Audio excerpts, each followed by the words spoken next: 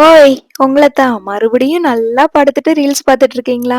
Sorry, sorry. இன்னும் உட்காந்துட்டு reels பார்க்குறீங்களாம்ல சில பேரு.